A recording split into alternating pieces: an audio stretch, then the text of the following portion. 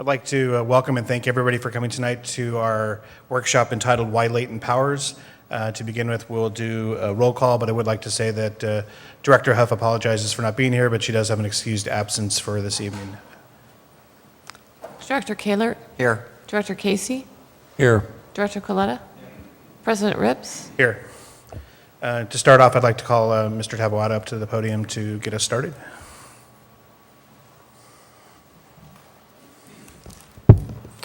Mr. President, members of the board, my report today will cover two points.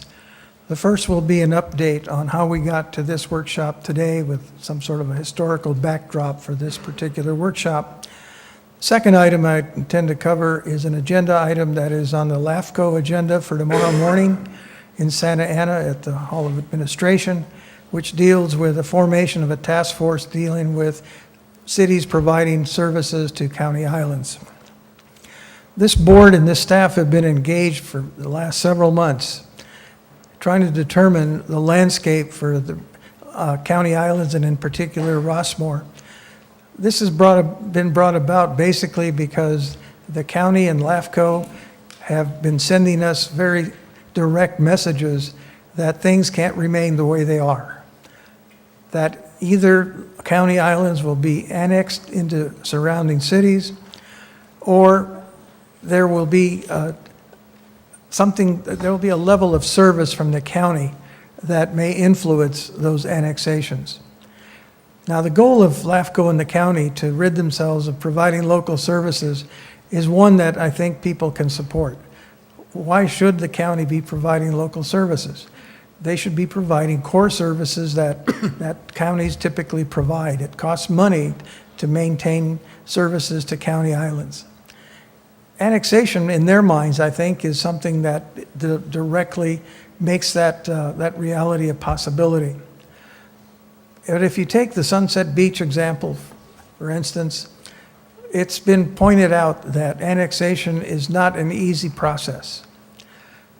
Up until now, it was possible for a small island to be annexed without a vote of the people. Today, there's a court decision pending with regard to the imposition of taxes on any community that is to be annexed. It is likely that most communities, county islands, who would have to vote whether or not to accept new taxes and be annexed by a neighboring city would find that a difficult decision to reach. Nonetheless, we are faced today with Rossmoor and what this means for us. You have to understand that Rossmoor is a larger county island which requires a vote of the people for annexation to occur. We, the district, need to understand what the sentiments of this community truly are with regard to first annexation. I think at our workshop a month ago, we had a room full of people who expressed their opinions, mostly saying to this board that annexation was not in the cards. There was some discussion about providing services to Rossmoor by the city of Los Alamitos. This workshop today is intended to really get to the root of what this community is all about. I think the one thing you can rely on is that nothing stays the same, and so we have to move forward either with the additional latent powers for the district or basically wait and be told by the county that you will be provided services by the city of Los Alamitos. These are not processes that automatically happen in any short period of time. And so this is just the first step in alerting the community to what the potential is and basically get a feeling from the community about what is the voice of Rossmoor and who speaks for Rossmoor. So tonight, this is the culmination of at least a 5-month process where this board has conducted a workshop a month ago, asked the city of Los Alamitos to come and talk to us about what they had in mind.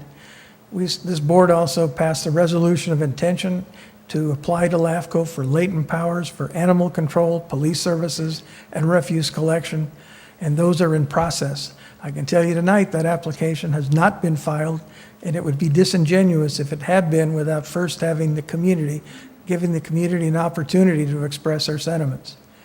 Now, the one thing that will be abundantly clear tonight is that while this room may be full of people, this is not necessarily a representative group of citizens in the community of Rossmoor.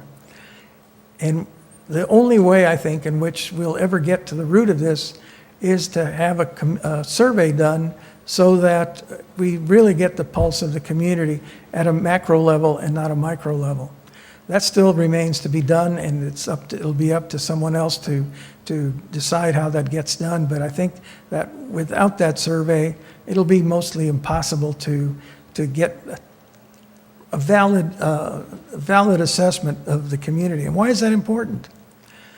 First of all, LAFCO has told us that in order to process our application and have it approved by their commission, two things have to occur. We, one, have to get an agreement of the county departments for animal control, animal care, for refuse collection and police services, the sheriff, that will enable us to bring to LAFCO an indication that there is a funding source and an agreement with the county to provide those services. Second, LAFCO has told us that it's unlikely that the commission, that is LAFCO, would approve our application without strong community support. And the reason that this board has called this workshop is to make a first determination of what that sentiment is. And tonight, hopefully, we'll hear from the community and get their feelings about everything that is on the table. The second part of this, of my presentation tonight, is agenda item 9B on the LAFCO agenda tomorrow morning at the Hall of Administration.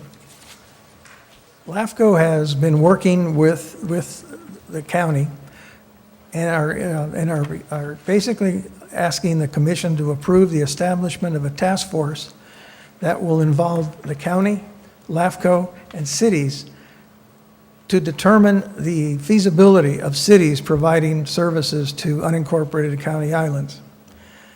I think that's a good, that in and of itself is perhaps a good process to find out what is the feasibility of providing those services. The thing that I think is lacking from that process is that there is no representation mentioned in that staff report to the commission for the inclusion of some representation from unincorporated islands. And to the extent that the counties, cities, and LAFCO get together and make a decision or make a determination about that feasibility, it would be doing so in a vacuum, I think, unless there was some ability for at least the major county islands to have at least a seat at the table to understand clearly what their intentions are and how they would be manifested. Mr. President, members of the board, I think I'll conclude with my report on that item and turn it back to you, sir. Thank you very much, Mr. Tabawada. I just want to explain how the rest of the evening is going to go. We will follow the similar structure and pattern that we did at our last workshop last month, where we'll have a presentation. We'll then open it up to board members for some questions and comments, and then we will open it up to the community. As last time, there's a lot of people from the community here, and we do want to make sure that everybody has the opportunity to speak. So at that time, we will be asking for a 3-minute time limit for your comments and questions at that time. As we move forward, there is a Rossmoor Advisory Committee that's made up of members of RCSD Board, RHA, and members of the community. Director Coletta has been serving on that committee since its inception, and what I'd like to do is have him start us off, give us some information about that, and then open it up to some of the other members of the committee if they want a chance to make some comments before we proceed. So that will be the beginning of our presentation. Director Coletta, if you'd like to begin. Thank you, Mr. President Rips. Welcome, ladies and gentlemen, to this workshop on latent powers. By way of background, the Rossmoor Advisory Committee, it's consisted of myself in the last several months, Director Huff, 2 members at large from the community, Eric Christensen and Kevin Boylan, and then as well from the Homeowners Association, Mr. Mark Niddickman and Milt Houghton. I think it's been anticipated by some, not all, some anticipated that the county might be entering into a season, as well as the state, where our resources are not as bountiful. There's also anticipation that perhaps because Measure U did not pass, there might be a backlash, that the county would continue along the line of wanting to eventually divest themselves of having to provide services to islands, and/or a culmination of a number of matters, of which I've just stated, and perhaps others as well. And so, in part, the reason why we convened a group, an advisory committee, from a micro level to work with the RCSD was to get a perspective to the extent that was possible. Mind you, I'm mindful, and you are as well, that there was not a macro view in the community of Rossmoor as to what the sentiment is about the idea of, one, Los Alamitos annexing us, two, unilaterally the county transferring certain amounts of monies to Los Alamitos to oversee certain specified services, i.e. law enforcement, animal care, and perhaps building and planning. As you knew from reading, and also if you attended last month, or if you just were bored and watched Channel 3, you saw last month's presentation how Los Alamitos is poised with the explanation that since we are in their sphere of influence, which is not a coincidence, that they felt, well, if they're not successful in annexing us because they know the sentiments of Rossmoor, given last month's meeting, and perhaps they didn't want to admit to themselves what the sentiment might be here in Rossmoor concerning the topic of annexation. You'll see in their presentation last month, and if you were to look at the film, that they quickly jumped to the topic of providing services. How that segued, which I think is an admission that they understand that that might be easier for them to acquire, a way for them to indoctrinate themselves in providing services to us, getting us used to them, and then perhaps at a later point attempt to annex us, because they have been providing services. There might be some people think it's good, better, or the same, and they're not offended by the top effect annexation. And more importantly, they're willing to pay the utility user tax, which is not spoken, because that goes with annexation, and that is why the rift between Huntington Beach and Sunset Beach. You can't have something for free in life, and as such, thank God for the Assembly Bill, I believe it's 218 or 215, that requires a vote of the electorate before new taxes, charges can be imposed. And so Sunset Beach is in good stead, and they obtain a preliminary injunction to stop annexation. And we might be in that same situation down the road if it inures in the way we think it will. But not getting too far afield from what happened last month, what we saw here and heard, there is the idea with Los Alamitos to provide us services. Now, the question becomes, will the Board of Supervisors agree by a majority, 3-5, to transfer monies to local cities to provide services to the islands? And the last I recall, that all you need is a majority of supervisors to agree on something to pass a matter. Now, with what's not on the overhead this evening as a PowerPoint matter, I don't know, Mr. Tablat, if you've included it, but there is tomorrow's agenda that I did see for LAFCO. Is that a part of the PowerPoint? And in that presentation that hopefully you can scroll through, Ms. Deering, a ranking of various communities, cities, and islands. And if you can pull to it, it's in there. That's all the slides you have? You don't have that one document? You don't have it. Do you have a copy at the table? Okay, I don't have a copy with me. Do you have a copy on the table? I do.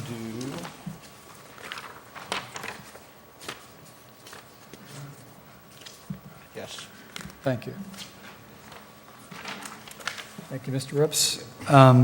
Attachment number 1, it states Unincorporated Islands Incentive Program. Prioritization of islands for 2010-2011.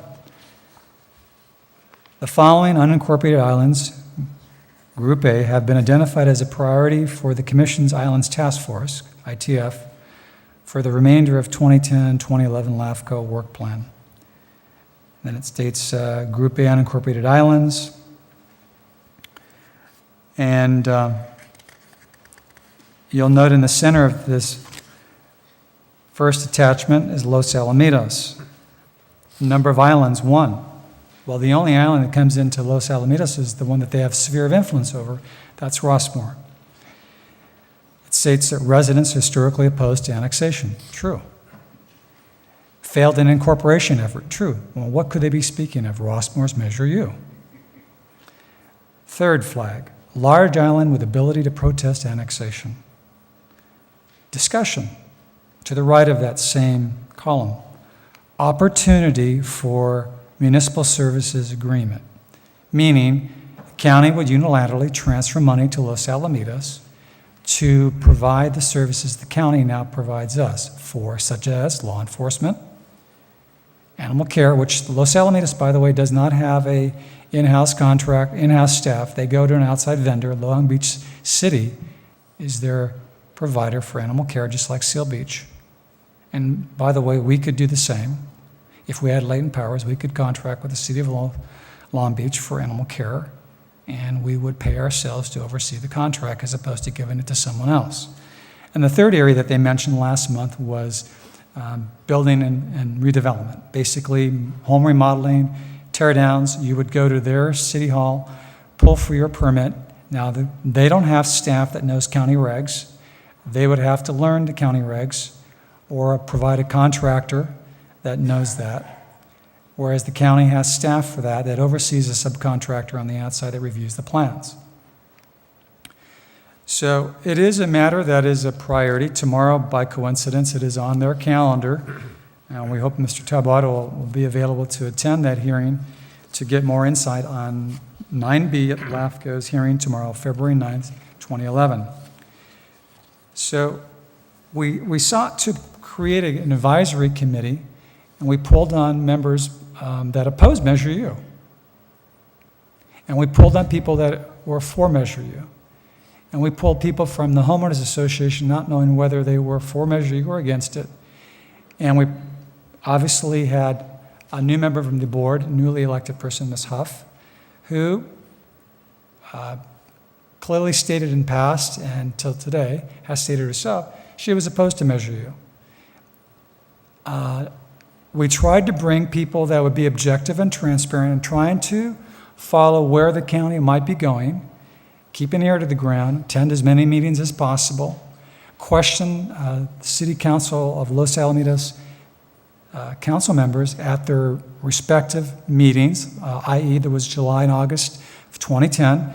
Mr. Taboada attended, Ms. Huff attended, and they asked questions whether they had intention of annexing Rossmoor. Since their city plan was being revised, a third component besides the development of their downtown redevelopment area, which is north of Los Alamitos Boulevard, north of Catella. Part 2, the element was the redevelopment of the hospital, the expansion of the hospital. And the third component was Rossmoor. What are they going to do with Rossmoor? That was the big pink elephant in the room. And so basically, in an indirect way, the majority of the council said they were not planning to annex us, that it was just something that needed to be carried over into the revised plan. Whereas a council person stated no, there was discussions to annex Rossmoor. And as you heard from yourself last month, some of those same city council members had the strength and fortitude to come forward and to confront their brethren on the council. And so there is truth to the fact that they do want to annex us, and there's a lot of truth when they discuss here openly they want to provide services, and they're looking for revenues. And so the question tonight is, do we, as a community, have any thoughts tonight about latent powers? Should we apply for them? Should we not apply for them? Why do we need them? Do we need them? Why do we want to focus on animal care? Should we focus on animal care? Should we focus on waste collection in the future for some 8 years from now?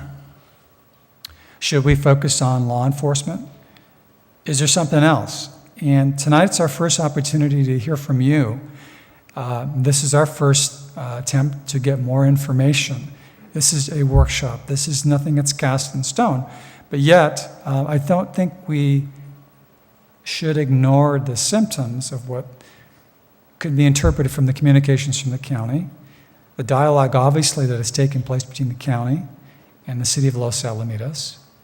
Do we take it seriously, half seriously? Do we just say, talk to the hand, this is not going to happen in Rossmoor, and act in denial? And so I, like the rest of my colleagues here tonight, and the other Rossmoor Advisory Committee members, Mr. Nedickman, Mr. Hauptman, Eric Christensen, Director Huff, Mr. Boylan, we'd like to hear what your thoughts are. Have you been reading? Do you have concerns? Is the Rossmoor Advisory Committee on the same page as the community? I earnestly like to know from the residents what their thoughts are. Is this just an idle threat? This is nothing going to manifest? Is that how we feel? I don't know what your thoughts are. So, Mr. Talbot, maybe you could address briefly. I know that there's been a chart that's talked about latent powers, but I don't know if anybody was able to read each and every line. But do you want to talk about briefly what latent powers is and why we need it? What it would seek to achieve, just the application? Mr. President, members of the board, community services districts are governed by SB 135, which outlines those powers or services that a community services district can provide with the consent of LAFCO for their respective counties. The services that we're currently looking at are based on experiences within the community. Animal care is a good example. How often did the community come and ask this board to get involved and do something about coyotes? All that the board could do presently was to say, we sympathize, we empathize, we feel your pain to the loss of your pets and to the threat to this community from coyotes, but we, the district, have no ability to be a part of that. So then the Rossmoor Homeowners Association, along with the Predator Management Group, which basically evolved out of that frustration where no response was coming from either the county animal care, from the county itself, from the Department of Fish and Game, everybody said, not my problem. So then Supervisor Morlock then said to us in no uncertain terms, well, you, the community, you can go out and get a trapper and pay for it and take care of it yourself. So the Predator Management Team and the RHA started raising money. When they had enough money, they asked the county for permission to hire the trapper. They had to obtain permission from the county in order to get that done. The county dragged their feet. Months went by. Finally, when the agreement was finally reached with the county, guess what? Coyote season, breeding season is over. Money was paid to a trapper. No coyotes were caught. Had the district had latent powers for animal care and a contract with the city of Long Beach or some other provider, the district could itself have engaged the trapper, paid for it, and dealt with it in a timely way. Refuse collection, in November, we had a workshop for the community to inform them that the county was in the process of renewing 10-year franchises with refuse haulers with no competitive bid and only the requirement for Rossmoor alone that automated trash pickup had to be part of their agreement. Of course they said yes. It's cost effective for them to do that. But many, many, many residents came to this board and to the individual board members and said, hey, look, we like it just the way it is. We don't want this type of service. We're very happy with the way trash collection's been for the last 50 years. Again, the board had to say, we have no power to do anything about this except to give you information as it comes down to us from the county and from CR&R, who is the provider of trash collection. Police services from time to time has been an issue for this community. Now, if you poll this community, probably a good portion, if not a majority of this community would say, we have excellent police services from the Sheriff's Department. What don't we have? We don't have what a smaller community in Orange, adjacent to Orange, Villa Park, has a contract for police services with the county. And what do they get? They get a lieutenant who's assigned as their chief of police. They get dedicated cars that say Rossmoor on the cars. They get deputies who stay in the community for years instead of rotating out every 4 months. And they have a sense of community and working with the community. And Rossmoor could have the same with latent powers if the county would agree and LAFCO would agree that we are capable of contracting for our own police services with the sheriff.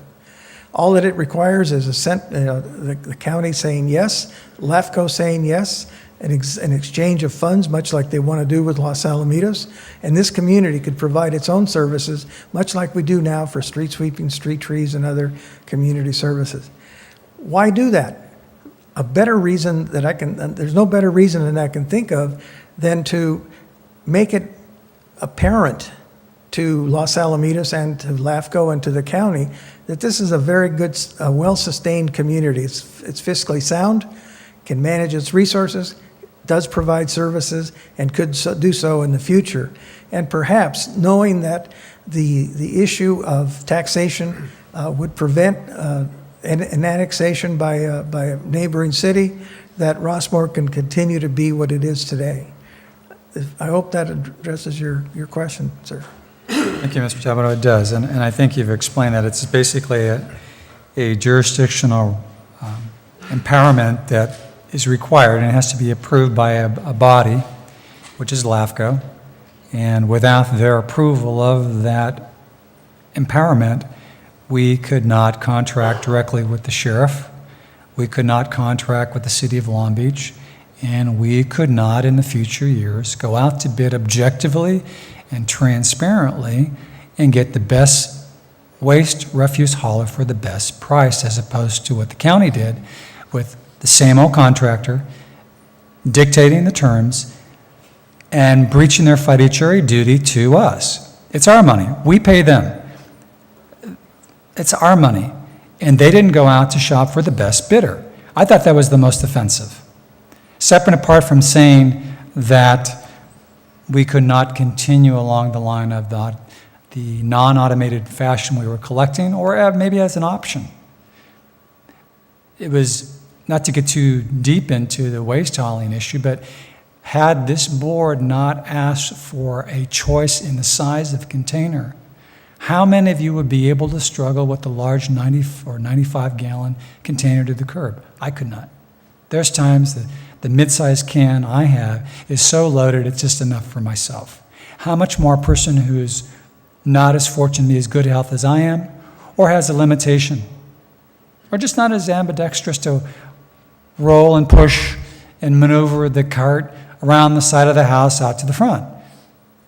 That was a concession they gave to us because they had to give us something.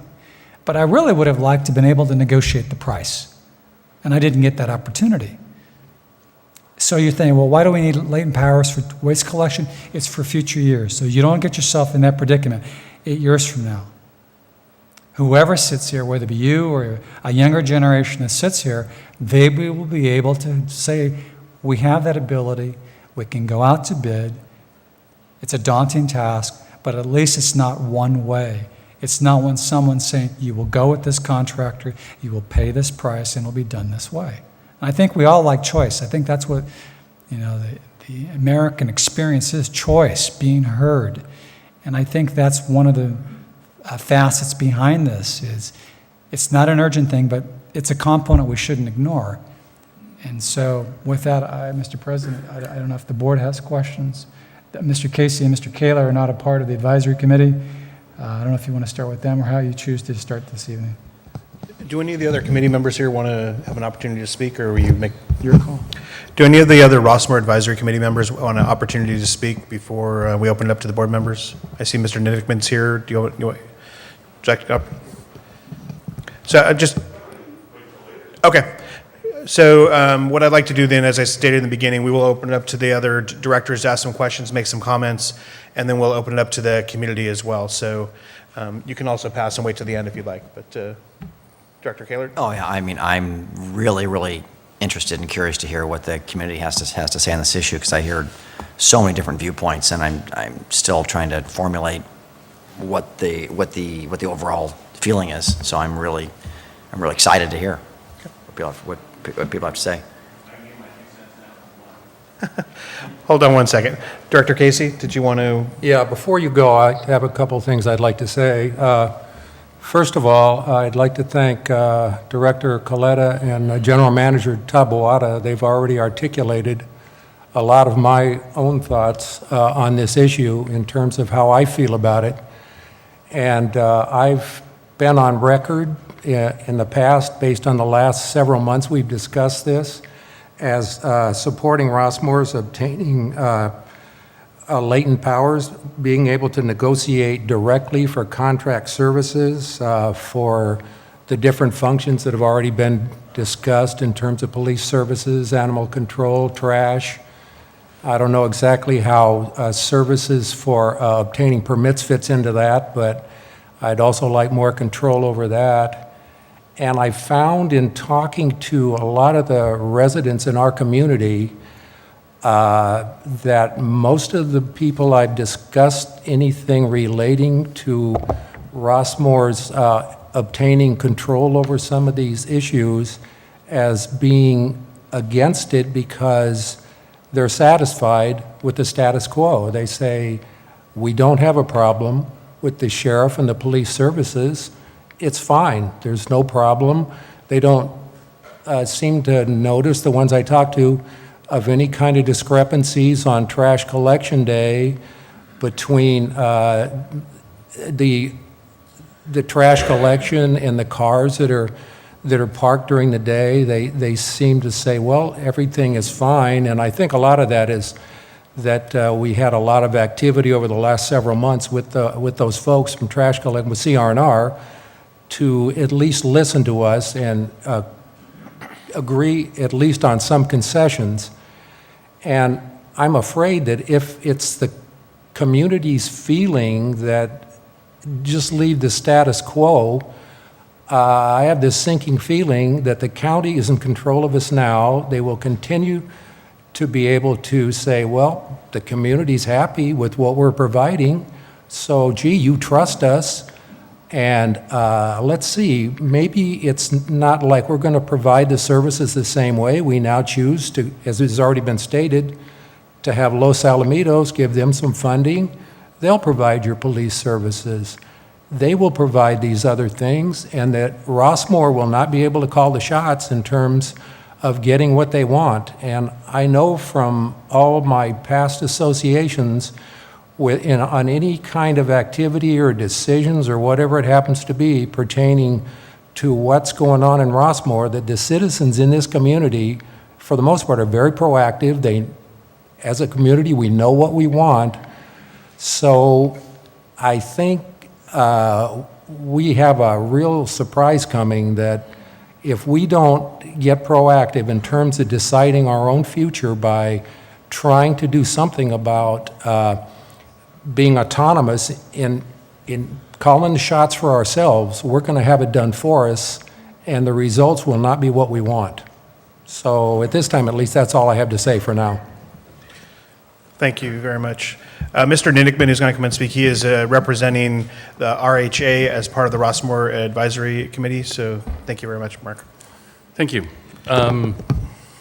Very briefly, there are two issues tonight, and one is latent powers and the other is annexation. And the two are related. They're related because the county, and I'm not an elected official, so I don't have to be diplomatic here tonight. The county and LAFCO and the city of Los Alamitos are conspiring to force us into the arms of Los Alamitos.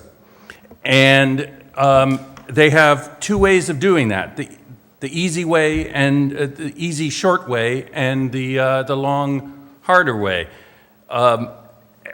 The easy way is the legal way, and that requires a vote of the citizens. And that would be to just have Los Alamitos attempt to annex Rossmoor, and that would be put on the ballot, and I'm confident that the citizens of Rossmoor would overwhelmingly reject that. The last survey we had that showed that something like 20% of the people in Rossmoor want to be annexed by Los Alamitos. So they realize that's an uphill battle. So what are they doing? They're proposing to take the services that the county now provides to Rossmoor and turn them over to the city of Los Alamitos without competitive bidding, without any say by Rossmoor's citizens. The LAFCO has conveniently organized a stakeholders committee that is supposed to talk about these issues and how Rossmoor's fate should be handled. And guess who's missing from the table? They've got the county, they've got the city of Los Alamitos, and they've got LAFCO. But no elected or unelected official actually from Rossmoor is at the table. I mean, you feel like, Poland being divided up between Nazi Germany and the Soviet Union. We don't get a seat at that table, and that is really unconscionable. So how do we fight this? Well, one way to fight that is to go forward with latent powers, because if the RCSD provides those services, then the county does not have the opportunity to take them away from us, and we can have local people providing those services. So, I mean, we only have 4 choices. We've always had 4 choices. Annexation by Seal Beach, by Los Alamitos, incorporation, or staying the way we are. The voters have spoken on incorporation. I'm not bringing that up again. The Seal Beach has made it very clear to us that they're not interested in us. They don't want to annex us. What the county is doing is foreclosing the 4th option, the option that a significant number of people want in this community, which is nothing. They want everything to stay the same and to be left alone. Well, the county has the power of making that very, very uncomfortable for us. And one of the ways they can do that is what they're proposing now at the meeting. And I would encourage anybody who wants to have their piece spoke on it to attend the meeting tomorrow, or to write a letter to Supervisor Morlock and let him know your thoughts. But that's where we are now. The county is trying to eliminate our 4th option, which leaves us with the option of being taken over by Los Alamitos slowly or quickly. And I, for myself, am opposed to both of those options. Thank you. Thank you very much.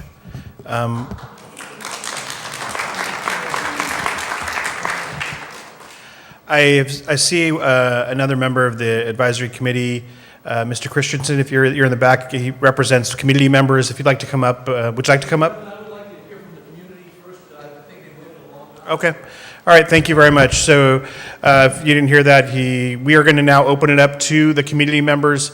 You've heard the sentiment from the directors up here that we are very much eager to hear your views on this, your questions on it. We definitely want to find out the direction that we should go. I think the issues have been put on the table very clearly, and it's time for you to be heard. So when you come up, the podium is here. Please speak clearly into the microphone. Say your name and and then you have 3 minutes to speak. So we'll begin. My name is Don Brune. I live on Weatherby Road, and I support the initiation of latent powers. I think it's to our benefit. I also have a message for my fellow constituents. I've been following this debate for several months, and probably longer than that. And we've sent such a fragmented, mixed message that I don't think anybody knows what we want, including ourselves. I know we don't want annexation. I know we didn't want to become a city. I know we want to be left alone. But I'm not sure what that means. All these things collectively say we don't know what we want. Some words come to mind: paranoia, good governance, and lassitude. And I ask everybody to imagine themselves like on a teeter-totter, and the good governance is in the center. It's the fulcrum. It's the foundation. On one side, at the extreme, is lassitude. On the other side is paranoia. I don't understand the paranoia. We have a wonderful district here. It's over 20 years old. We're fiscally sound. You guys do a great job.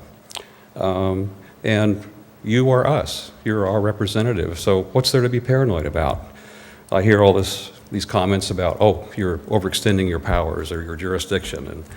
And that means you're doing your job, in my opinion, that we're considering these things. I think the glue that would unify that would be trust. On the lassitude side, trust that and faith that good governance is the answer, and in this case, latent powers. And certainly on the paranoia side, that's a no-brainer. Trust. Trust your board. Trust your elected officials. We need to define what we want and send a very clear message out. We need to market that aggressively. And we can only accomplish this, once again, I'm talking to my constituents, with involvement and support. We've got to speak out loudly and clearly. Thank you. Thank you very much. Please, just come on up to the podium. My name is E.R. Wilkinson. I'm a resident of 3151 Brimhall Drive in Rossmoor. I've listened with great interest tonight. I still have a lot of questions. Frankly, I have always been concerned about this board having too much power, covering too many things. I liked it down about 3 or 4 items and let you do that. My other question is, in my mind, I don't see how the county can delegate their authority to, say, Los Alamitos without some legal authority establishing that. They have an obligation to take care of unincorporated areas, and I don't see how they can walk away from that. I don't want to belong to Los Alamitos. I like what's been going on with the county. I've been here 38 years in Rossmoor.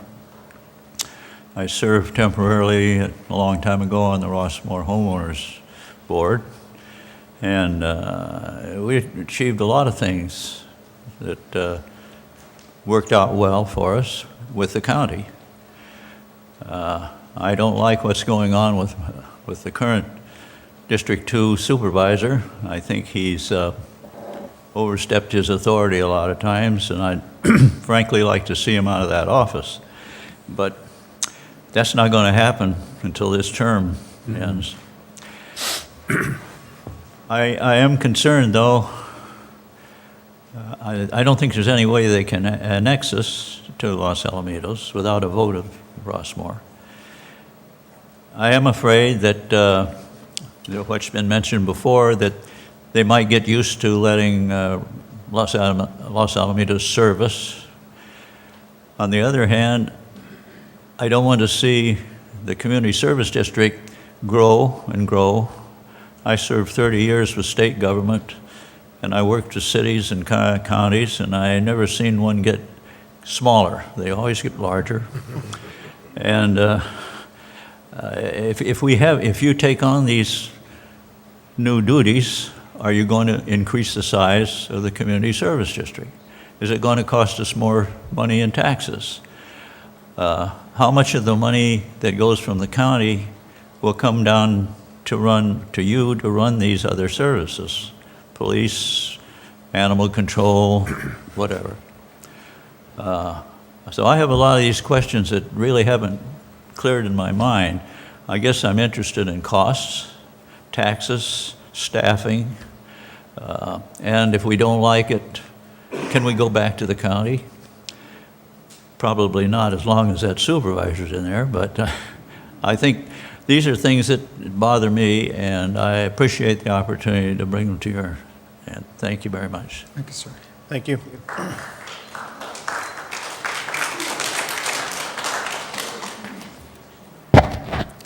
Hello, my name is Rebecca Lara. Back in May, I stood here with 4 other people. At that time, we were just 4 neighbors because a dog named Blackie had died. Blackie was killed in his backyard, and at that time she called Animal Control Services. They didn't arrive until 4 hours later. That was 4 hours looking at the remnants of her dead dog that was killed by coyotes. Last week, a cat died. It was killed by a coyote on Yellowtail. Again, nothing's changed. Well, actually it has. Instead of the 4 hours, they just didn't bother to come. Okay? We are now at 63 sightings, 18 pet attacks, majority, 99% in backyards. What else exists in backyards? Children. Pet killings, we're at 37. We've had 3 women, Rossmoor residents, attacked. 2 in the backyard, in their own homes, their backyards, and 1 right here on Foster recently in the paper. As far as our services, as far as getting what we pay for, well, let's take a look at that. Orange County, to have a dog, unsterilized dog, it's $100, okay? Long Beach, Los Alamitos, that's $90. Seal Beach, $65. They are the highest. We are paying taxes now for those services. And the truth be told, we're just not getting what we're paying for, flat out. The Rossmoor Predator Management Team is now at 500 neighbors here in Rossmoor. Mr. Casey, I haven't heard one good word about Orange County services from Rossmoor residents here. In fact, I hear just the opposite. I think that if you were to take a survey, it would be a very obvious and apparent one. I want you to know that as for the Rossmoor Predator Management Team, the 500 constituents in this county, we fully support your animal services and your latent powers in that regard. One last thing, and this is public information. This poor family has submitted 300 flyers looking for this dog. It's white. It has on the left-hand side a patch like the spanking dog and a little beige mark on the ear. Everyone, please keep an eye out for this dog. If you see it, call the Rossmoor Predator Management Team. They desperately would like their pet back home. They also called Orange County Services, by the way, and they couldn't come out. It'd be a banner of ours. Thank you for your time. If there's anything we can do to help you in your quest for the latent powers, please let us know. Thank you. Thank you.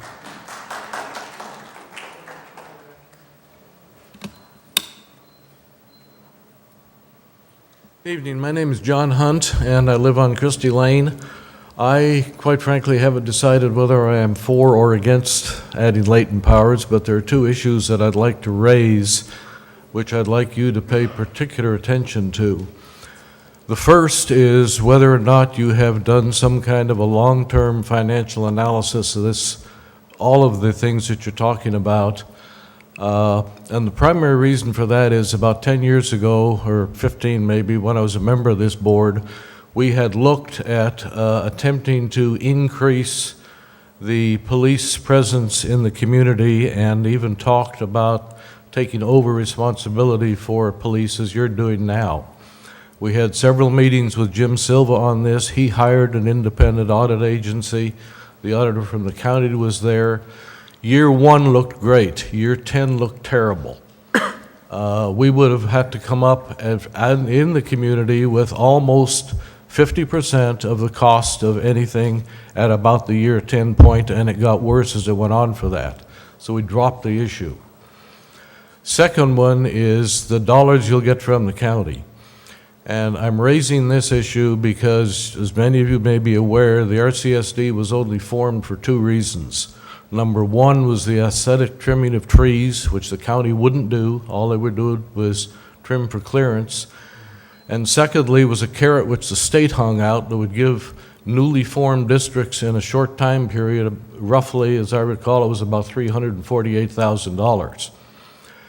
A very few years after that, the state reneged on its deal, and we got no more $348,000. They just stopped it. The district was in tough financial at that point in time. The reason I'm bringing this up is that any dollars that you expect from the county, some way or other, and I'm not sure how, it's going to be mandatory that those dollars be identified in writing, that some way or other they be irrevocable when the supervisors change, and thirdly, that they have some change as far as inflation. Otherwise, whether you're the board or the new board that's sitting here, 4 years, 5 years, 10 years from now is going to be coming to the citizens of Rossmoor saying, hey, sorry guys, but we need X amount of dollars from each one of you to just keep things the level they are today. So I would encourage you to look at those two things very seriously when you're considering going to LAFCO. Thank you. Thank you, sir. Thank you. Thanks. It is a very good point.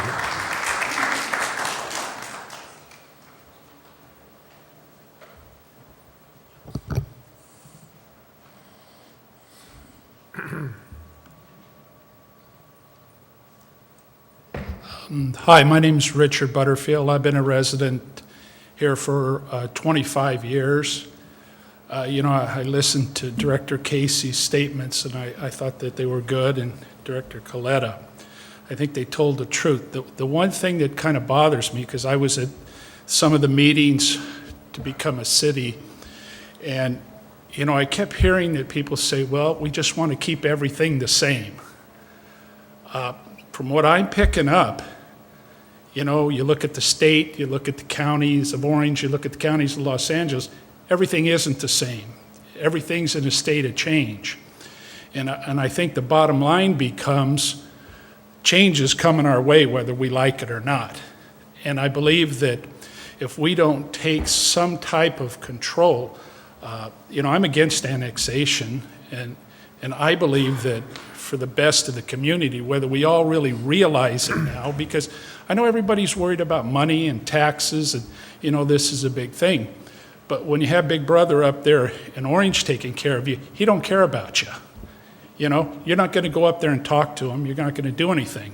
If you got a problem here, you could come up here to Rush Park and take care of things.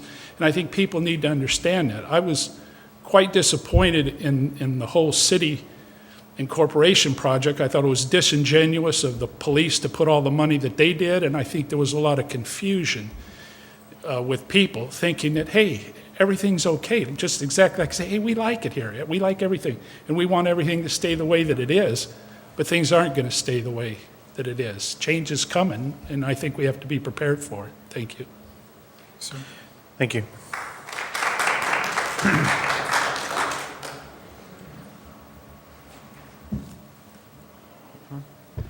I'm Dell Clark, a long-time resident here in Rossmoor. Thank you so much for having this meeting. I attended the last one, and I thought it was very illuminating, and I appreciate this interest. And believe me, I know the community is very happy that this is being done. And I think, however, one thing I'd like us to do, or ask you to do, I think some very important things have come up this evening in terms of the real cost for adding these services.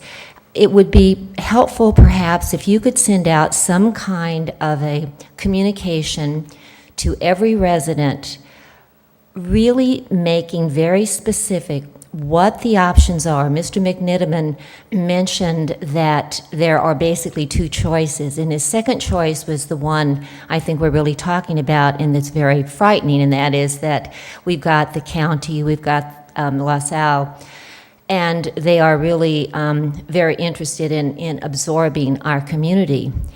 If you could make very clear what these latent powers are, and my question would be too, what if we are interested in the latent power of keeping our sheriff, which I think probably most of us would want, as well as animal care, which we certainly need, but we're pretty happy with our refuge collection. In other words, if we have the power do we have to activate on that, have action on that power, or does that just give us the power later? There are so many legal and technical questions that I think we truly need a clarification before we can just go out and say, yeah, let's just do this. But I thank you very much for that, and I look forward to communication from your group. Thanks. Thank you, Ms. Clark. Thank you.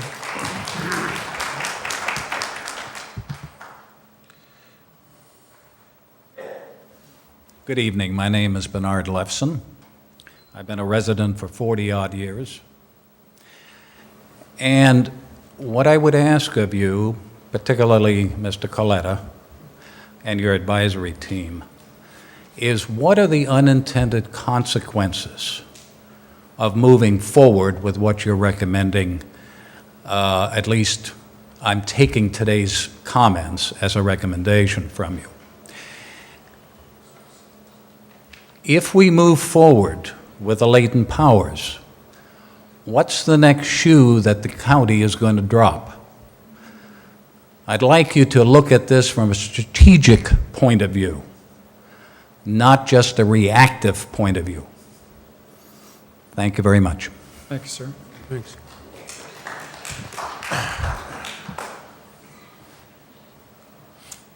My name is Michelle Fieldson, and I'd like to say that I am in support of the latent powers. I think that we've heard a lot of people say they like the status quo, they like how things have been, and I don't see how having latent powers rules out a status quo. That almost makes the assumption that the board, by having latent powers, would bring us to a lower point than status quo, and I don't believe that for a minute. Things cannot remain the same. The county's made it very clear how they feel about unincorporated islands. And the point is, if things do change and services are worse by the county, what recourse do we have? As it is now, we're struggling with animal control. We're struggling with the coyote issue. We've gotten no response, and we pretty much can count on that being the way that the county is. So I think while there are certainly people raise some financial concerns, the board has always, over the years, it's been very fiscally conservative. We have reserves. It's never been an issue. I don't think that all of a sudden the board is going to turn into something that is not going to keep us financially sound. And I think that Bill Gates, when he first had his first, window system, it was great. But, there's a vision. Things can be better. We don't have to assume that things will be worse. Thank you. Thank you. Thank you.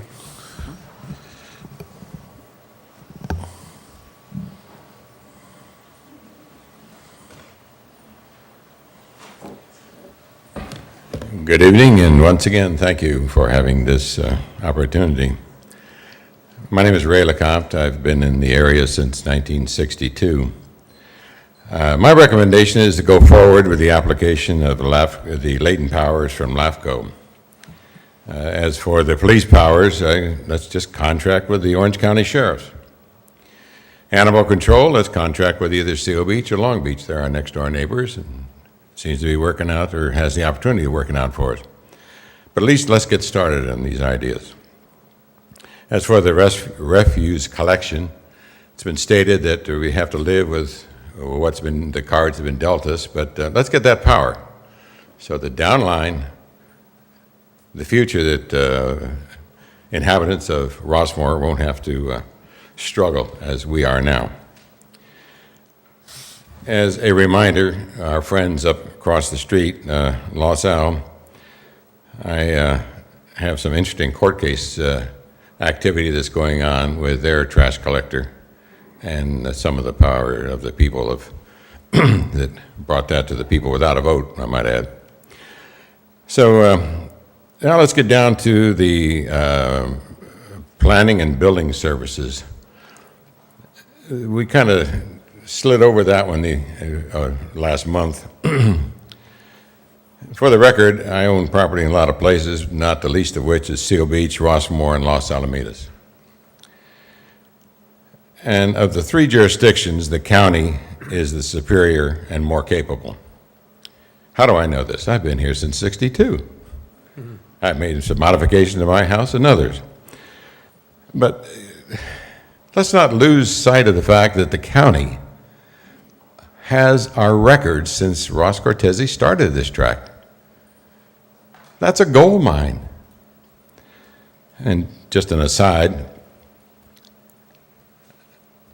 when I had a major electrical overhaul and talked to the inspector, and we chatted a little bit, he said, well, he lived up in Whittier. He had to work out of the office down in Laguna Beach. And I said, well, there's some talk about our becoming a city. How about if we just put a little office right here? He said, oh, God, that'd be great. We have access, he said, through our computer, we'll have access to what's going on down in the county, and you folks won't have to travel out there anymore. I think that idea has merit. We can still make that idea work if we want to continue to work with the county. Thank you for your time. Thank you very much.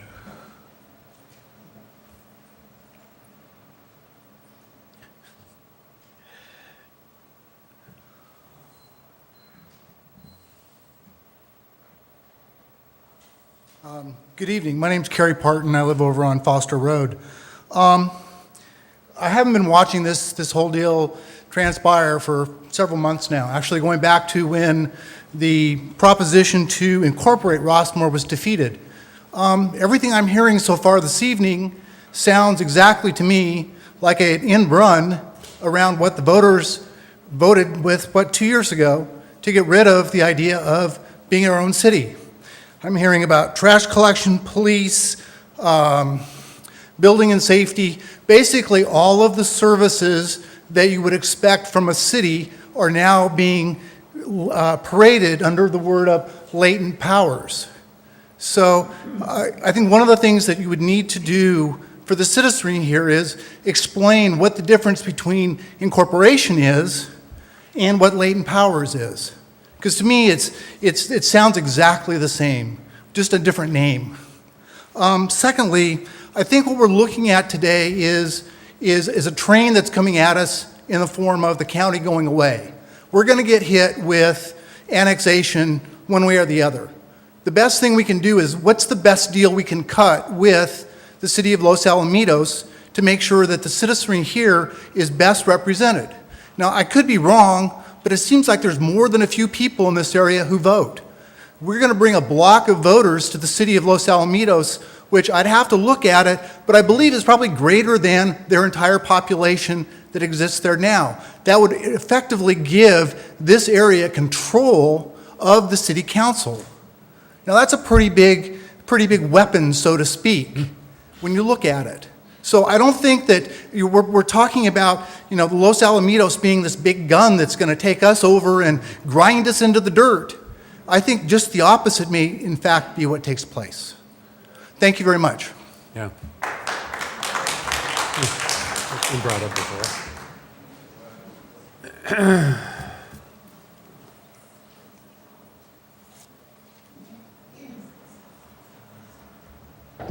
Good evening. My name's Phil Wiles. I live on Christie Lane. Couple comments tonight. In general, the handout or the part of the that was in the minutes here, or attachment to the minutes, to the meeting, I should say, the agenda, was pretty much had a negative viewpoint. Take the police protection.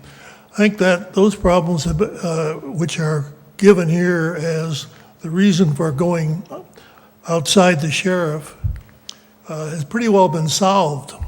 Though what the argument here was that we tried to negotiate to come up with an amount of money that would, if we were a city, would require to have the sheriff. And that started out looking very good, but dropped out. I just wonder, talking about the sheriff as that latent thing, the remarks have been here tonight that if we do not take over these latent powers, the county can go tell Los Alamitos to do they will give those services to Los Alamitos. What do you think the sheriff department would do if their jobs were given away to some other department? I think the supervisors would regret that. It would never happen in the real world.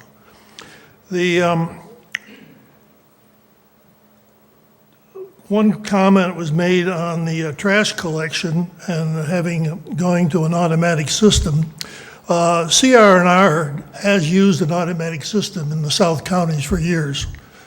We were the only ones who were doing it manually sorted. So it was not a factor that it was true that the negotiator for the county required them to do trash collection to save some money. Excuse me just for a moment. Can I ask you guys just to go into another room in the back? Thank you. Sorry about that. Anyway, that's a minor point. CR&R has always been quite good for Rossmoor. What the real question, as John pointed out, is where is the financial analysis to go with this? So far, you have provided a list of problems, as you see, as has been seen by some of the people here, and the solutions have been given. We'll take over the power. It takes money to do that. Now, it turns out that if you were annexed, the way the county would arrive at how much money they gave to the city that's annexing you, first of all, the people who get annexed don't have a word in how much money is transferred for their use. Only the city that's doing the annexation and the county, and it's a negotiated settlement. Most of them have been no money's transferred. Now, we know that Los Alamitos has a 6% utility tax. Would that mean that Rossmoor has to pay 6% to them to provide the services? Or they think they're going to get the money from the county if the county would go and say, provide your street sweeping or your some other service, your animal services? Where is that money going to come from, and how much is it, and how do you get it?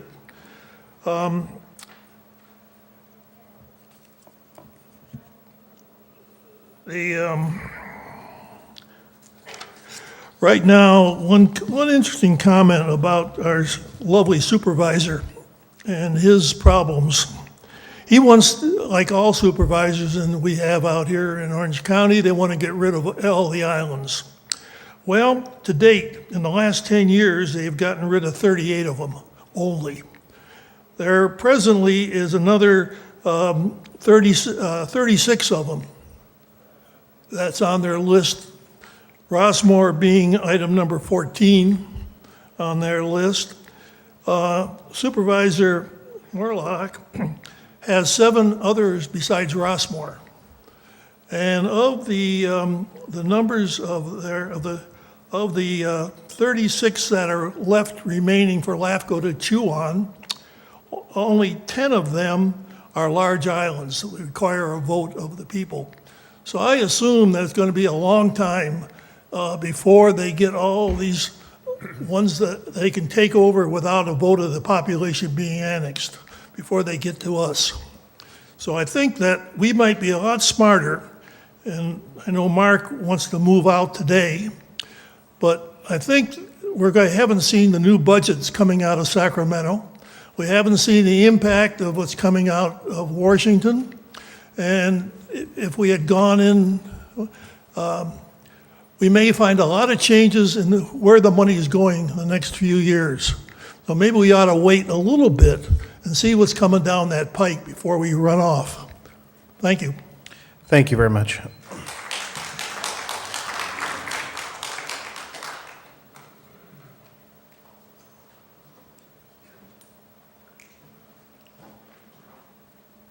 Jim Alexander, 3262 Tiger Tail.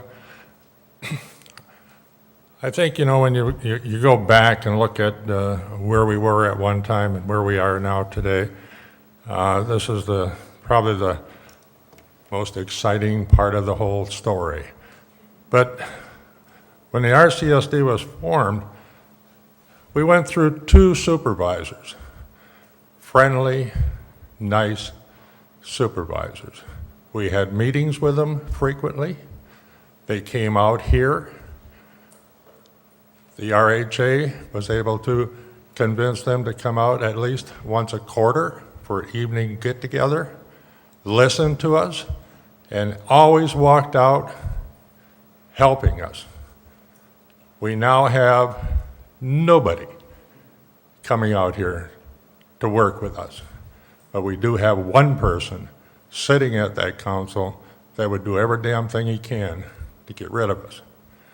So I think we got to look at the fact that we're going to fight a battle with him until we finally say, thank God he's gone, except he may go up to Sacramento and that'll be worse. Going back a little bit on some of the things that we're talking about, we've had more and more discussions about the sheriff.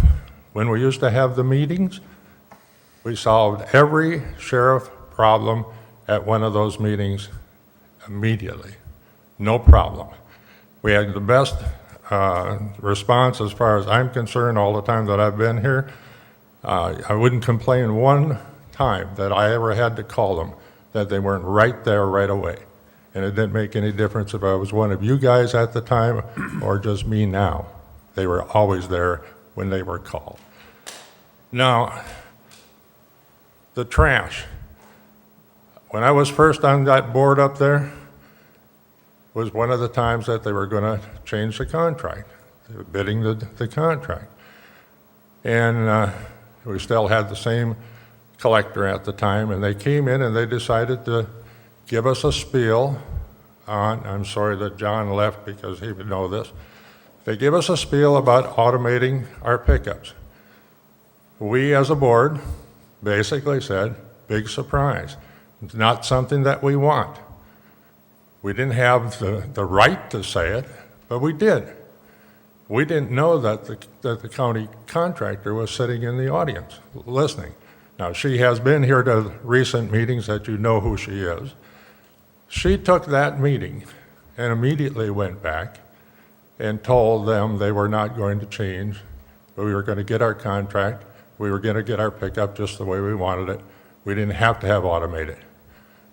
So there's been a lot of changes going on.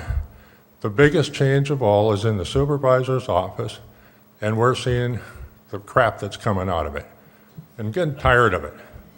But I think, you know, as far as latent powers is concerned, of the three, I can only see a real benefit for animal control. There's a chance to reduce the cost, by far get better results than what we're getting out of what we're paying for now. And I think that we should go ahead with that. I would be very cautious to say we should go for latent powers on the trash collection and the police until we try one. Go slow. Work it out. Maybe it does work. Then start talking about which is next. But I don't think we should do all three of them at once. Thank you very much for listening. Thank you.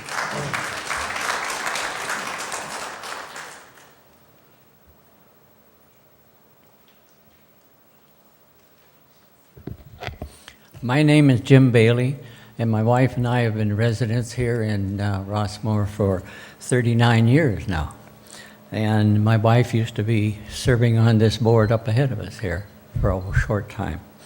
At first, I was against this business of getting more powers here in Rossmoor, but now I've changed my mind. I think we should. But what I do want in question in my mind is, where's the money coming from?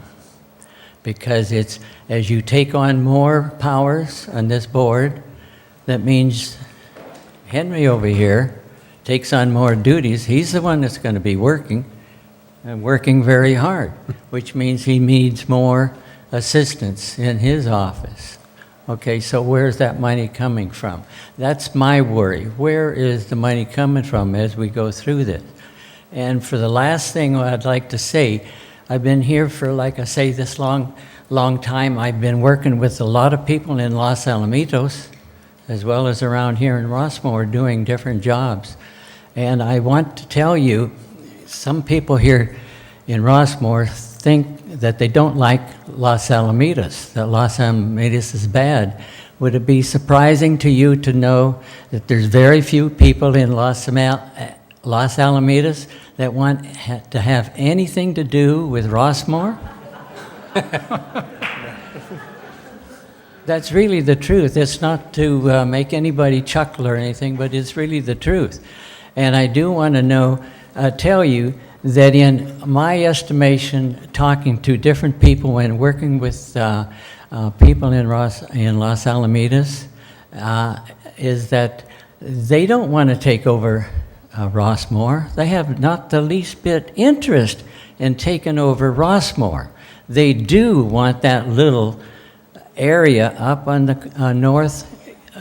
west corner, or the the corner that goes into Los Alamitos. They do want those different businesses, yes, but not Rossmoor in a whole. So I would suggest, and I would hope, that as we develop more powers, that we do work with the city of Los Alamitos, because we want them as our friends, not as our enemies. Okay? Bye. Thank you very much.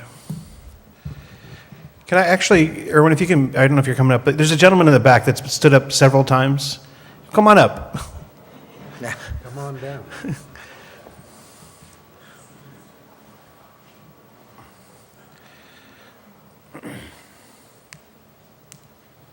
My name is Bob Jones. I live on Salmon Drive, and I've been here for about 40 years. I believe that Rossmoor recently, in the past year or so, voted overwhelmingly against incorporation, and turnout was phenomenal.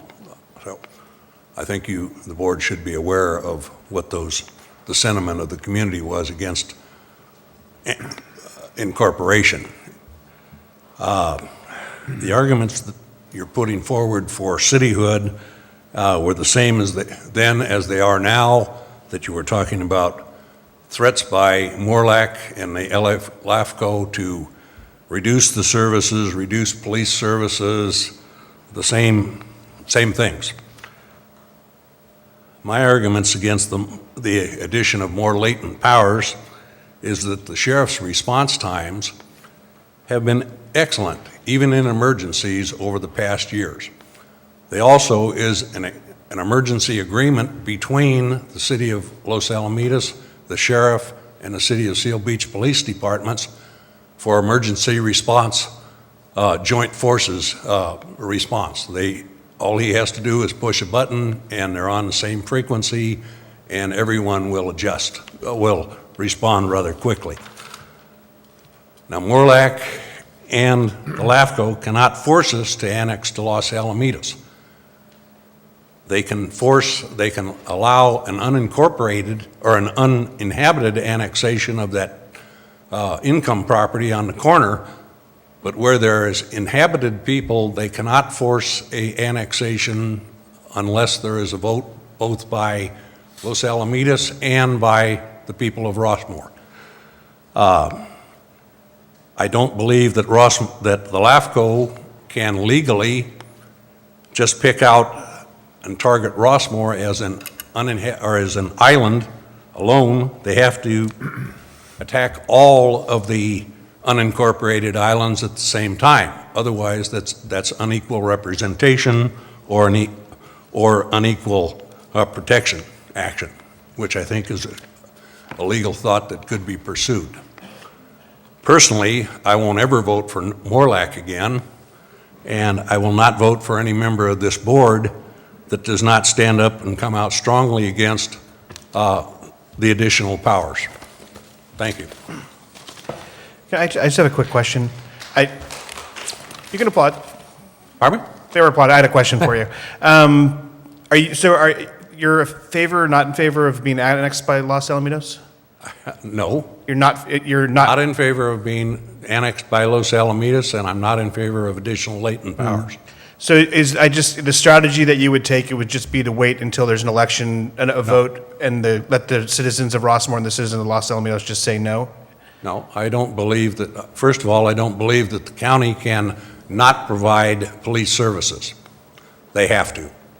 I agree. I'm not sure. I'm just trying to clarify for my mind. At some point, I believe that the issue of annexation is going to be on the table. And there needs to be a strategy to, if people don't want annexation, I think we have to strategize, this is me personally, on what to do to not be annexed. So I know you said at some point that it has to go to a vote. So is your strategy just to wait for that vote and then at that point let the citizens speak? Or do you have other steps that we should be taking, other action steps that we should be taking other than latent powers to try to prevent annexation? I'm just looking for clarification of what we should do. Latent powers is one option, but I need to hear from the community, do we want annexation or do we not want annexation? And I hear generally we don't want annexation, but I'm trying to figure out what it is that they want us to do to prevent annexation. So some people say, go for latent powers, that's a good strategy, because if we get control over certain powers, then Los Alamitos is not going to be giving us those services, and that's one step to, because once you get those services, it's one step closer to being annexed. So I'm just looking personally, and I think some of the members on our board here are looking for clarification of what strategies that we should go utilize to prevent annexation. Because I don't want to sit here and just wait for a vote, because personally, as a resident of Rossmoor, I don't want to do that. That's your position. I made my position clear. So your strategy is that we do wait for a vote? Yes. Okay, that's great, thank you.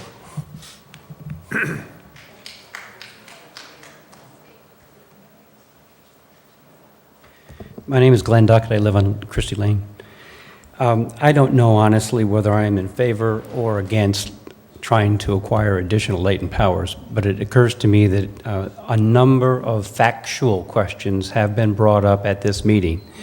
So one of the things I would hope that this board would do, it would be to instruct the general manager to prepare a question and answer sheet to address some of these issues so the people who aren't here can at least consult something online.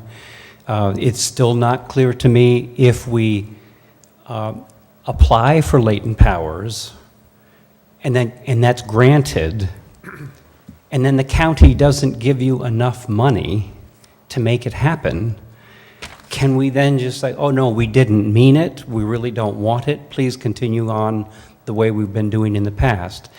I think several people have alluded to the same issue over and over again, and I'd like to reinforce it with my comments, that in a sense, it's irresponsible to present to the community a proposal without a financial plan, a 10-year financial plan. John Hunt talked about it, Phil Weil talked about it. Somehow you need to find out from the county how much money would be coming in our direction for these services, and then how much additional staff would be necessary to manage these different contracts. And, what's it going to cost by, looking at what Seal Beach does or Long Beach does by providing those services to other folks. So my main push would be try to encapsulate the questions that people have posed tonight and in an unbiased manner answer the factual questions. And then, and at the very least, lay out a financial plan. And then maybe we could sit here and say, yeah, this makes sense. If it's going to cost us more money, but we think we're going to get better services, I'm willing to be taxed for that maybe. Or if it's going to cost us more money and the services are looking like they're going to be okay, maybe I don't want to pay more money for that. The other thing is, and maybe this could be in the Q&A that you end up preparing, it's not at all clear to me how acquiring latent powers inoculates Rossmoor from an annexation issue in the future. It seems to me LAFCO and the county are still going to be motivated to get all the unincorporated islands off their books, one way or another. So it's not clear to me that latent powers are the end all and be all. So my main message is be careful what you ask for, you might get it. Are you for annexation? I know, as I said in the beginning, I don't know whether I'm for or against latent powers. Right. And I think a gentleman earlier spoke very poignantly to that issue of the strategic view. I don't know whether I'm for annexation by Los Al or not. Okay. I have heard some good things about things they have done on animal control. But I lost my train of thought. We're just trying to get the pulse of the community. Whether you're for or against, yeah. I'm just curious of what it is, so Yeah. I can kind of Right. know. It's not. I mean, the gentleman earlier made the point that if we somehow had services provided by Los Al, and they were ultimately interested in trying to acquire Rossmoor as part of its community, that maybe they would bend over backwards to give us exceptionally good services in that interim period. That's the suggestion that's been made, I guess, by Morlock and others, saying that, you might get better services than you're getting from the county now, even from the city of Los Alamitos. I don't know. I mean, I think the issue that was raised earlier that a community like ours being served by Los Al and not having representation somehow, official or unofficial, voting or non-voting member on their community boards, that makes me kind of uncomfortable.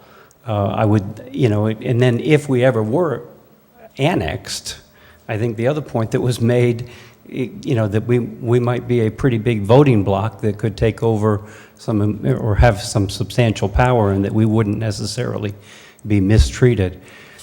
So I don't know. I don't have enough information yet. So that's my main message, is try to get more information out and just answer some of the basic questions, and specifically the 10-year financial plan. Okay. Thank you.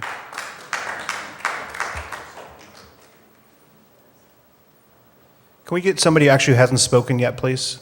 And then you can come up after they're done. Thank you.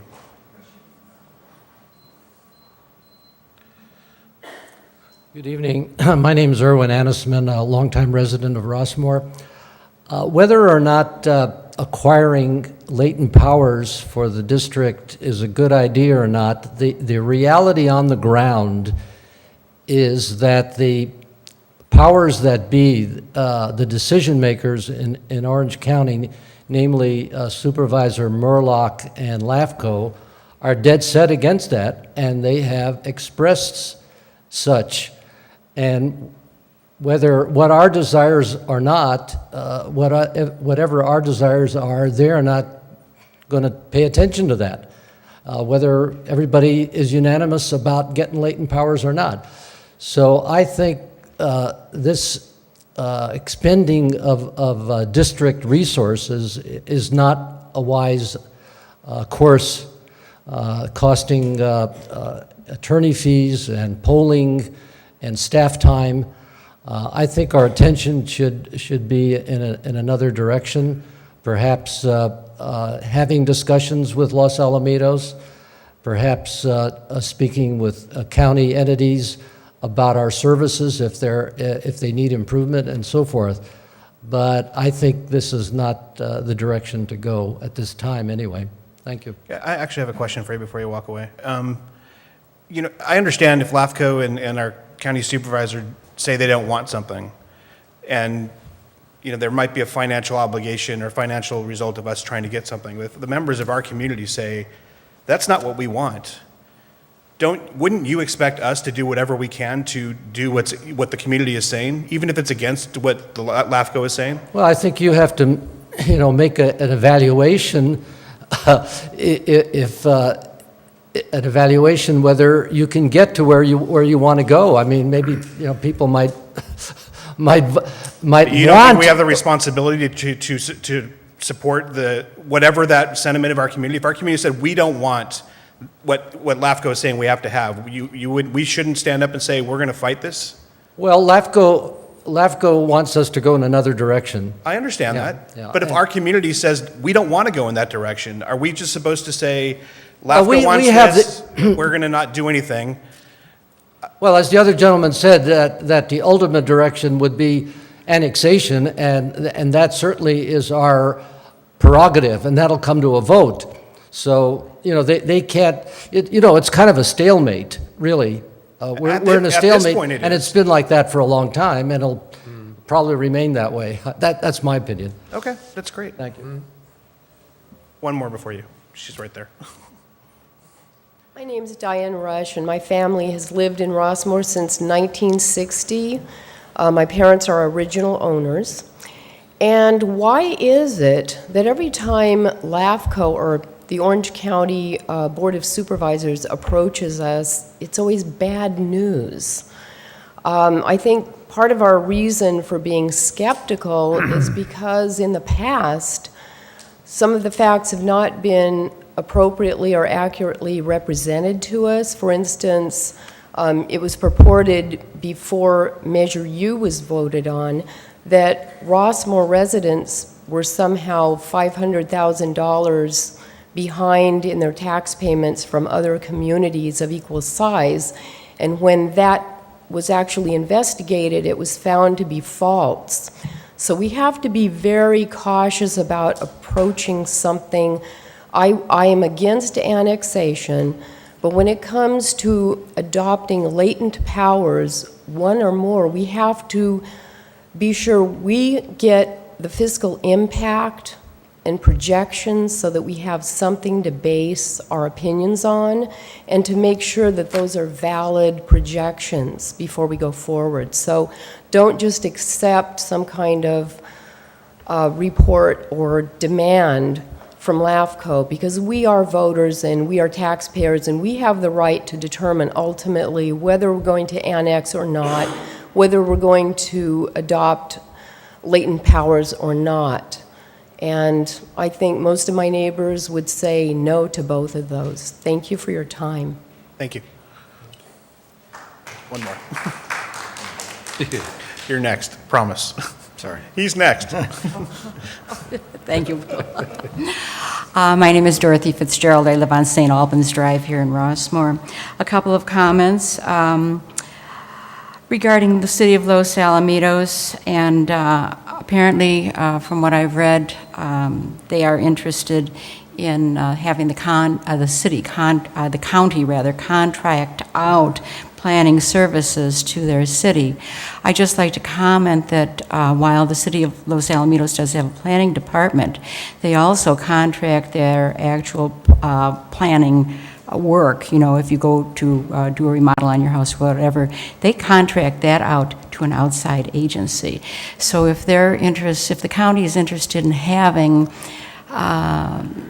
Rossmoor have those type of services delivered by Los Alamitos, it seems as though there's just too many links in that chain, more than there might not need to be. By the way, the county of Orange also has contractors in its planning services department, some.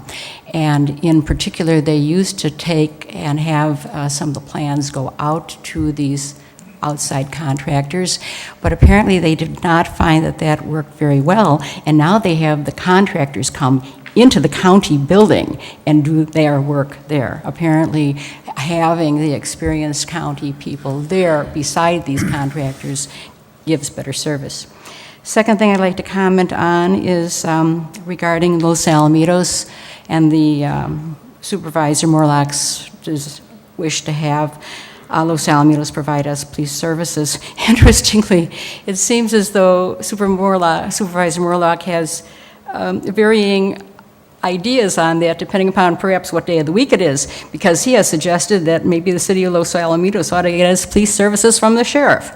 Go figure that. The last thing I'd like to say would be regarding LAFCO.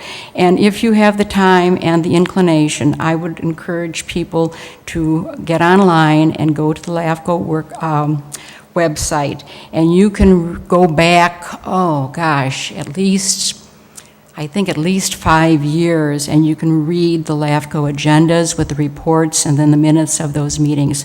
Some of those things are quite interesting. In particular, in one of those documents I read, it was about lessons learned from the MSR process, Municipal Services Review. And the quote is, generally, Orange County agencies, cities and districts, are well-run and provide their constituents with reliable, high-level services. I would expect that the same would be true from the Rossmoor Community Services District. On the other hand, I think that a number of comments tonight have been well made regarding taking a good look at the financial implications of this. But I wish you Godspeed.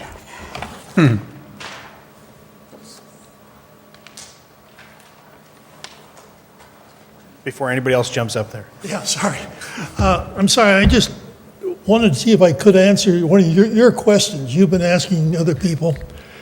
Two things. I don't know if you gentlemen have really looked at your enemy. Your enemy is LAFCO.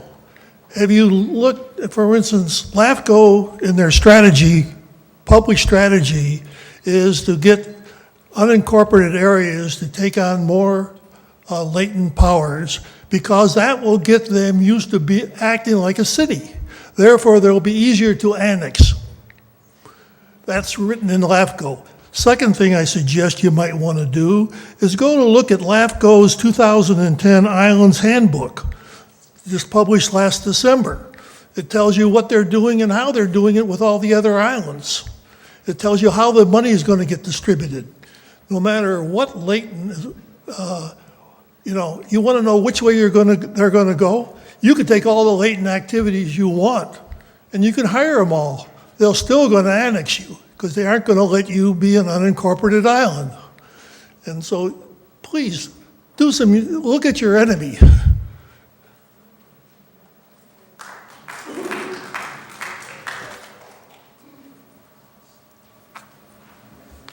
I would just say it's not our enemy. If it's an enemy, it's the enemy of community of Rossmoor, not the five of us up here.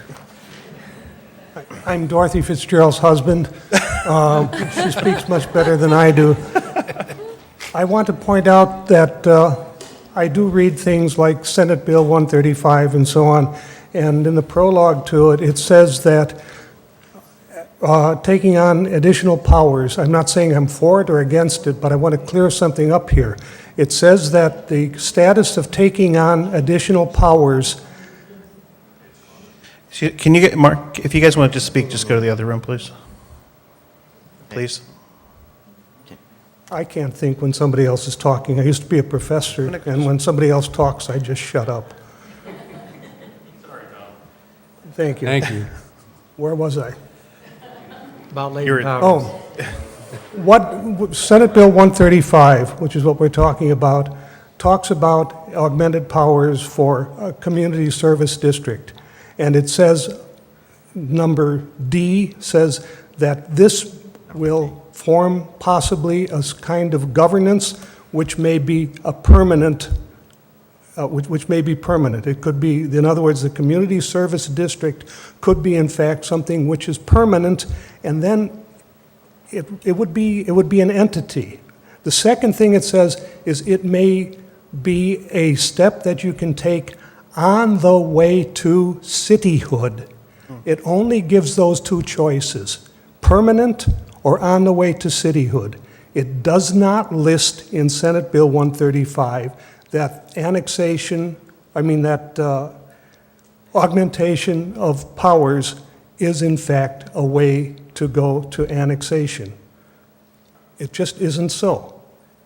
Taking on these powers, becoming a full-fledged community service district is either a stable thing or else something on the way to becoming a city. Thank you. So, but it could be a strategy to prevent us to be annexed. If we become a permanent thing, then we can't be annexed. Is that correct? Is that your understanding? That's right, but that doesn't, I also want to agree with everybody else, though, saying that we need a better financial picture. Oh, yeah. Loud and clear.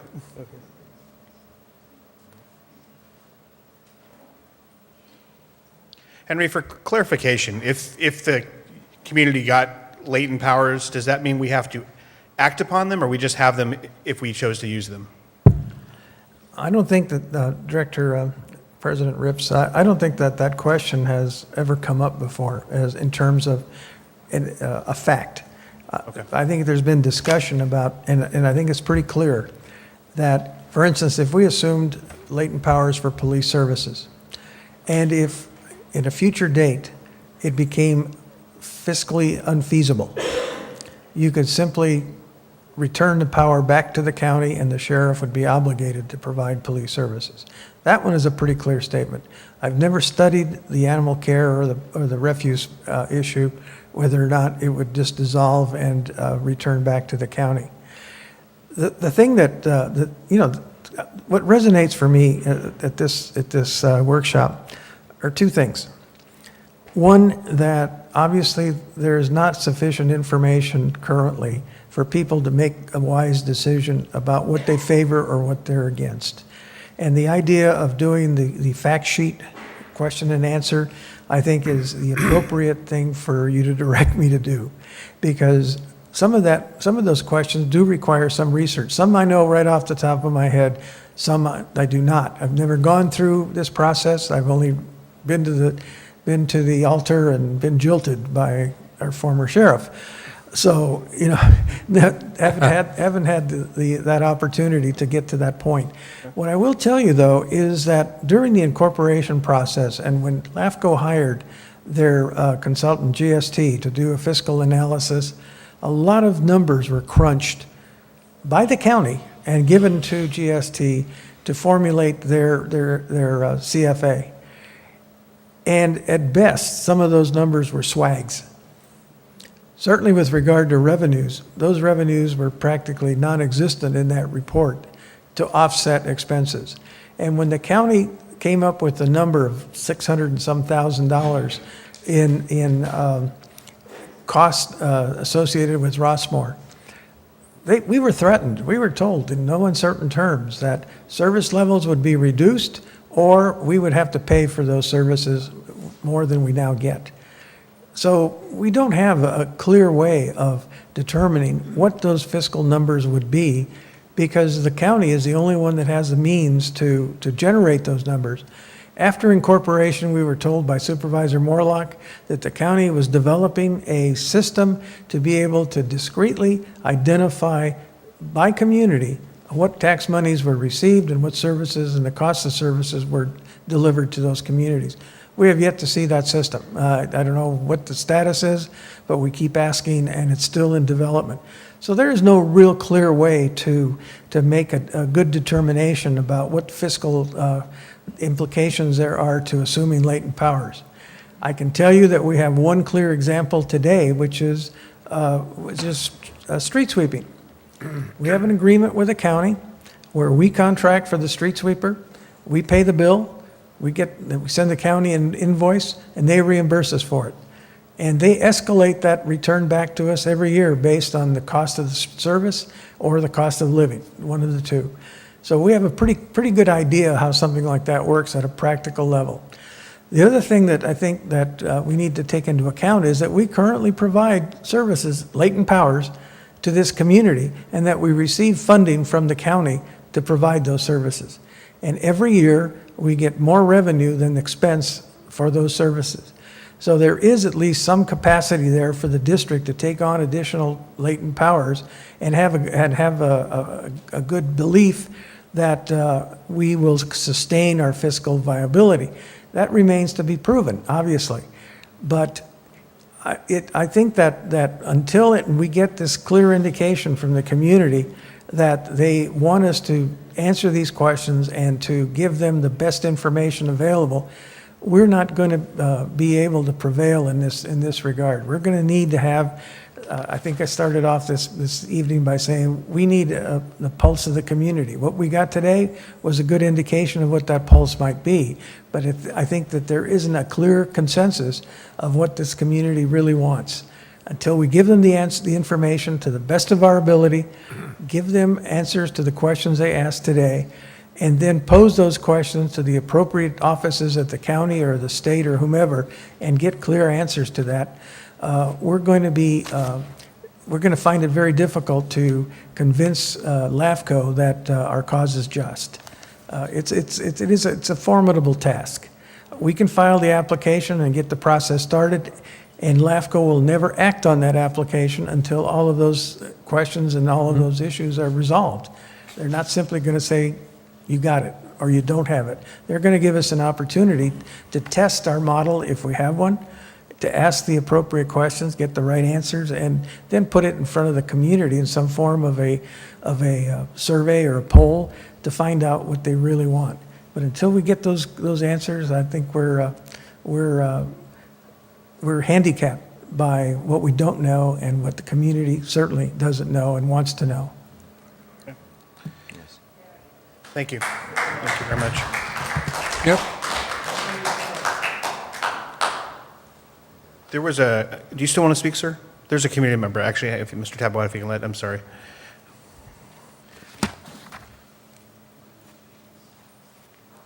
Good evening. My name is Phil Cowan. My wife and I have been in Rossmoor since 1981. I've always seen Rossmoor as the goose that lays the golden egg as far as tax revenue and the services insisted that we get from our county. And it's disappointing to see that they're reneging on all the monies that we pay them.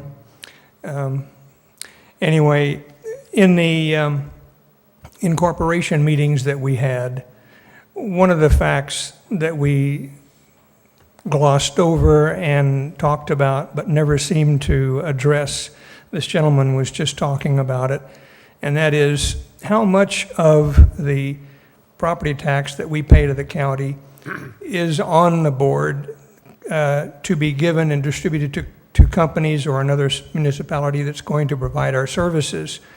And obviously, if you were in business and someone approached you and asked you to take on another responsibility, and you would say, well, how much money will you give me to assume this responsibility?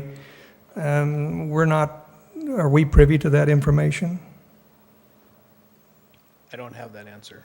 Yeah, I think that until we have representation on the committee that's making decisions that you've been forecasting, there's a number there. It seems like an iceberg kind of waiting for the Titanic, the Community Services District being the Titanic, the iceberg being monies that we pay to the county that are not fully going to be returned to us to provide these services or to Los Alamitos or whomever. And that being the case, I would suggest that you prepare to have legal counsel serve an injunction when something happens that you don't like. And I think that I'm grateful for you taking on the responsibility to canvass the community and try to get an assessment of the opinions so that you can speak in behalf for the majority. That's a generous thing for you to do. Animal control, I certainly think that we have an issue. I think that the lady that spoke here should be on that committee. She makes a very valid point. And I attended the traffic council one occasion to the County of Orange to get a four-way stop sign put in. We had a fatality at my intersection, and the council was very responsive, and we had a stop sign in less than 2 weeks, which was lightning strike speed. So anyway, that was my point, is there's an iceberg, and the iceberg is how much of the monies do we pay that the County of Orange is planning to keep and not dole those back to us. That seems to be a secret number that we can't get a hand on. Right. Thank you. Thank you very much.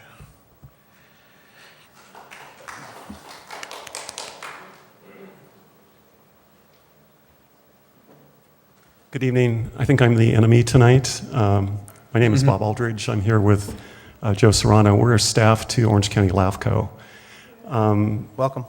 Thank you. I just wanted to assure the district that should you decide ultimately to file an application for latent power activations, LAFCO staff will do everything that we can to facilitate that process, assist with the application, the filing, and get that application for the commission for their consideration, as we did with the district's application for incorporation 2 years ago. I will add, as the majority of speakers indicated tonight, that the critical factor that the commission will consider should your application go forward for latent power activation is the identification of a dedicated revenue stream to pay for those services. That's a key factor in any application for latent power activation. And again, we're here to help. If there's anything that we can do, we have a great relationship with your general manager. So if there's anything that LAFCO staff can do, should you decide to move the application forward, we'll certainly assist. Thank you very much. You're welcome. Well, can I ask one thing? This is probably maybe not fair of me to ask this, but fire away. In terms of, let's say, everybody's bringing up the cost issue tonight, which is obviously very important. Sure. either in your opinion, or if you know, the amount of services we get now and the monies we pay for them, how would that differ, in your opinion, if we were able to establish control over these other services ourselves and be almost like a city, as people are saying? Do you have any idea the differences in cost? Would it be about the same, or? I really can't respond to that. That's going to take some additional analysis, and I just can't respond to that right now. The reason I bring it up is just about every other speaker, or maybe 2/3 of them, have been talking about the financial ramifications and information. Right. And it's obviously a very important consideration before even making a decision and Right. where we go from here. All I can say is if there's anything that LAFCO can do to facilitate, data or information from the county, we'll do everything that we can. That's very much appreciated. You're welcome.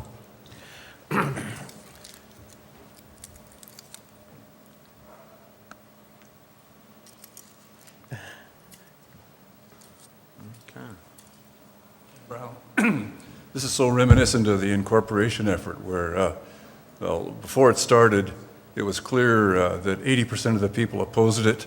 The board went ahead and spent $130,000 on an election that showed that 80% of the people opposed it.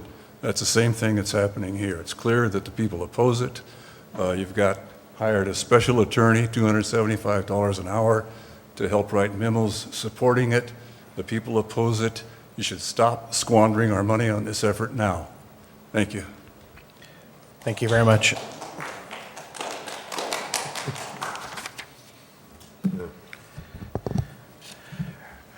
Are there any other comments or questions from the community? Director Coletta, on behalf of the Rossmoor Advisory Committee, do you have any closing comments? I just want to extend on behalf of those that could not be here tonight and those that are here, I think we're all appreciative of the time that you've invested in this meeting tonight. Obviously, without some input, we're just that much less effective. I thank you for coming. I relish each of your comments. I wrote down everyone's name and all of the comments. We have a record tonight, and we will get a transcript of what has been said. And we will seek to do our best to work with Mr. Tabawada to answer questions and put it on the website, if it is by means of a quarterly newsletter or some other means as well. That will be done concurrent to those who are not well-versed with using software to get to the website for your answers. It's been good. It's been constructive. I think we've heard this evening both sides. I can't say that by majority that's one way or the other. I think it's about 50-50 from what I heard tonight. And I'm interested in more answers as well. Clearly, the financial aspects have to be better vetted, but this is just the baby steps towards that. And we wanted to get a sentiment before more energy is applied in that effort. And clearly, I think information is power. And I think that getting the financial information and making it available so that we can be more objective and with our eyes full open about making that decision, whether it's up or down, is warranted. So I personally am appreciative of you this evening coming and speaking to us, speaking to yourselves. It's on tape. You get to watch yourselves tomorrow and the balance of the month, and you get to hear objectively after you step away from this meeting tonight, get some rest. You get to think about what you heard. Maybe you get to watch it on TV again, and you get to hear. And you get to ruminate what you heard your neighbors say over and over. And maybe it's more ideas that come from this. And I think that's also, again, information is power.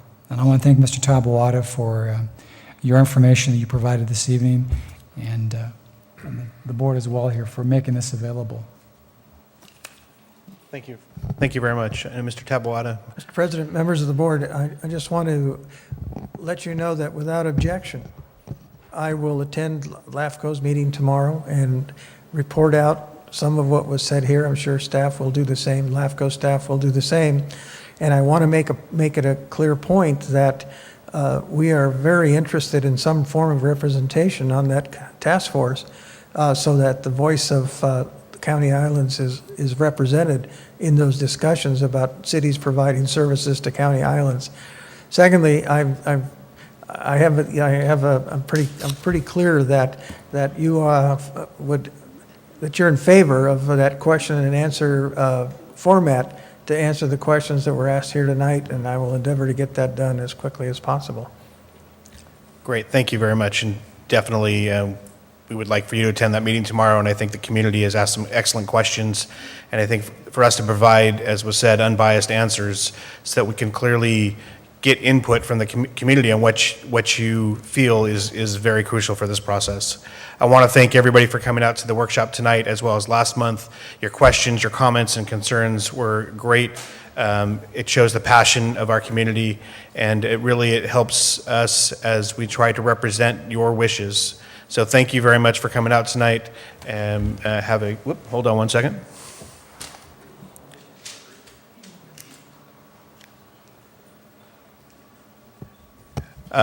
Yes.